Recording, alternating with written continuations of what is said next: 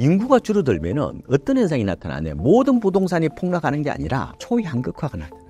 일본이 분명히 전 세계에서 찾기 어려운 부동산 버블이 붕괴됐다. 잃어버린 30년을 맞는데 재밌는 것은 인구가 줄고 나서는 오히려 한국보다 더 올랐다는 게 제가 드리고 싶은 말씀이고,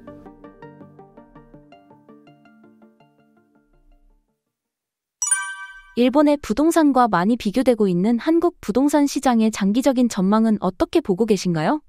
장기적으로 보면 일본보다 더 빠질 수도 있죠. 아니, 집값의 가장 중요한 버팀목이 뭐예요? 인구잖아요. 인구는 어떻게 보면은 그 나라 경제의 펀더멘탈이거든요.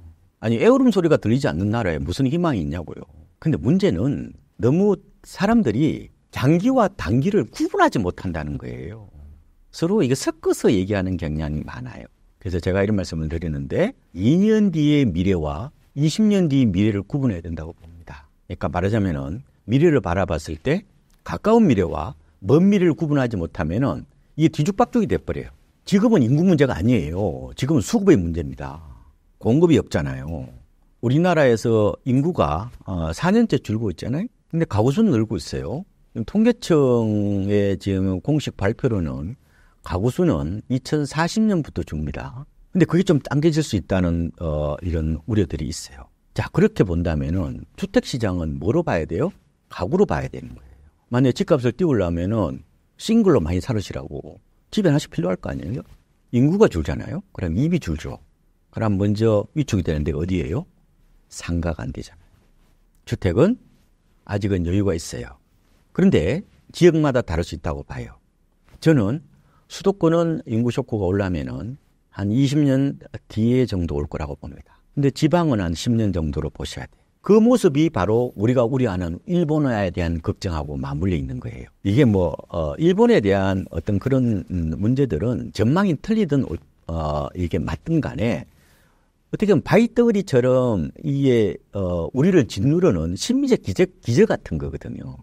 두려움이죠. 그래서 이제 일본 부동산 버블 붕괴의 어떤 그런 걱정, 이것들이 여전히 화두가 되고 오래됐죠. 1990년도부터 어떻게 보면 그런 얘기가 나왔거든요. 30년 가까이 됐어요.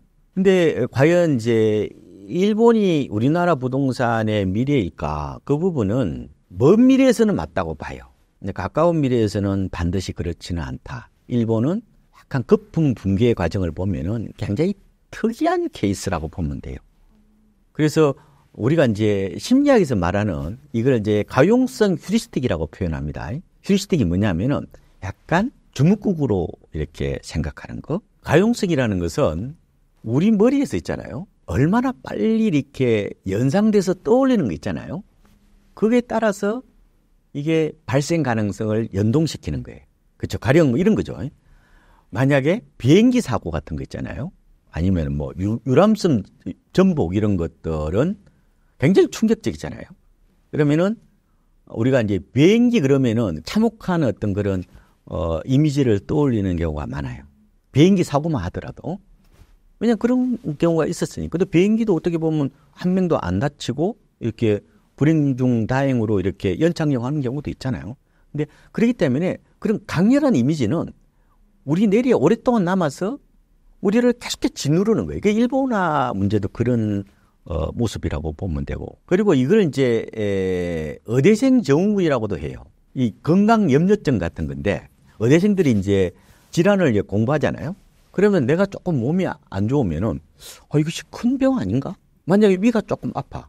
약 먹으면 되는 거잖아요. 근데 이거 큰일 났다. 이거 혹시 위암이 아닌가? 이런 식으로 이제 과도한 걱정을 하게 되는 현상을 이제 의대생 증후군이라고 얘기하는데 어쨌든 일본이 반드시 숙명은 아닌 것 같고 정해진 미래는 없어요. 다만 특히 단기간에는 그러니까 아마 쇼크는 언젠가는 올 겁니다. 언젠가는 오는데 반드시 일본식으로 나올 거냐 그 부분에 대해서는 조금은 단언하기는 좀 어렵다. 우리가 근데 그거는 미래는 가보지 않은 거잖아요.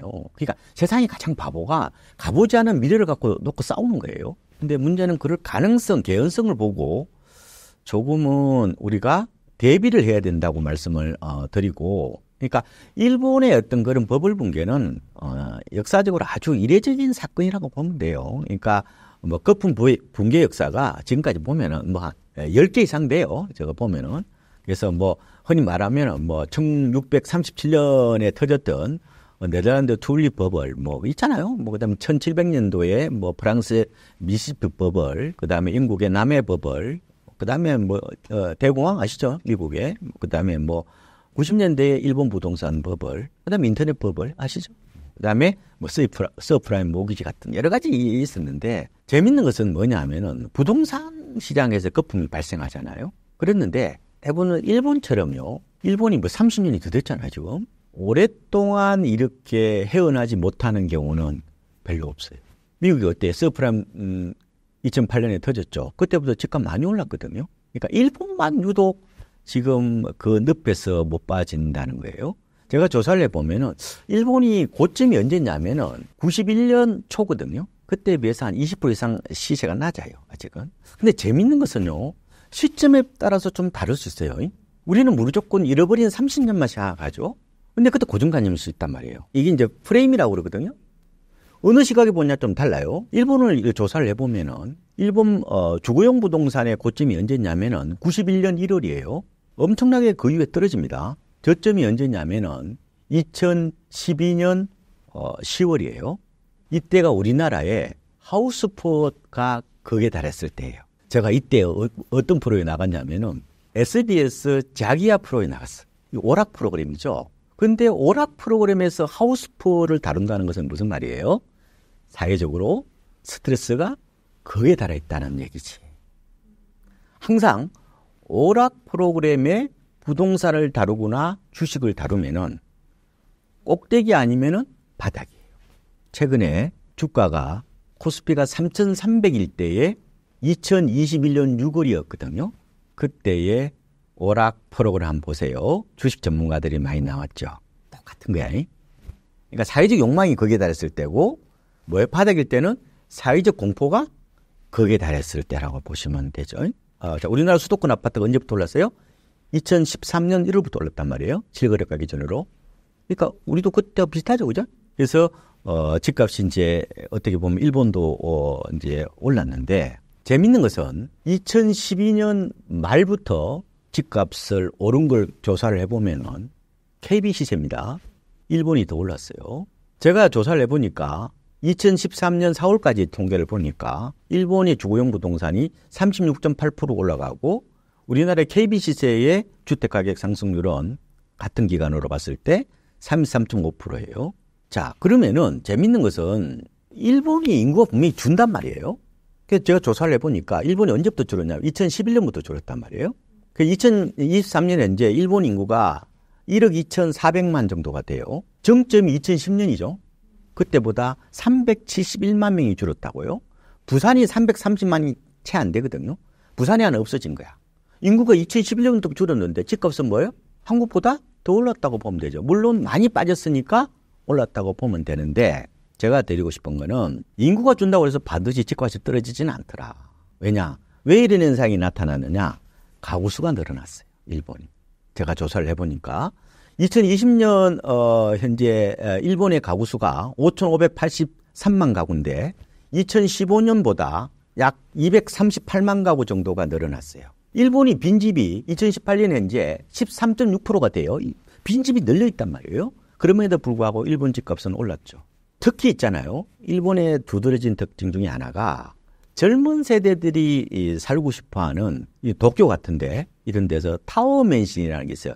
주로 우리나라 주상복합 아파트하고 비슷한 건데 20층 이상의 고층 아파트거든요. 이게 한 1,400채 정도 있어요. 이거는 오히려 전고점을 돌파했습니다. 요새 신고가 갱신, 뭐 NDB와 비슷한. 그러니까 무슨 얘기냐면은 우리가 부동산 시장을 너무 빈집 비율만 갖고 시장을 전체적으로 재단하는 것도 위험한 거예요. 그러니까 인구가 줄어들면은 어떤 현상이 나타나냐? 모든 부동산이 폭락하는 게 아니라 어떤 현상이 나타나냐면은 초양극화가 나타나요. 그래서 이런 어떻게 보면은 부동산 시장을 바라볼 때 물론 전체적으로 보면 다 안 좋겠죠, 그죠? 그 가운데서 살아날 때는 살아나고 죽을 때는 죽는다. 뭐 그런 마인드도 좀 있는 것 같고 제가 그럼 일본이 왜 이렇게 올랐을까라고 조사를 해보니까 아까 가구수가 늘어났다고 그랬잖아요. 통화량이 늘어났어. 통화량이 보면 제가 일본이 2011년부터 인구가 줄었다고 그랬잖아요.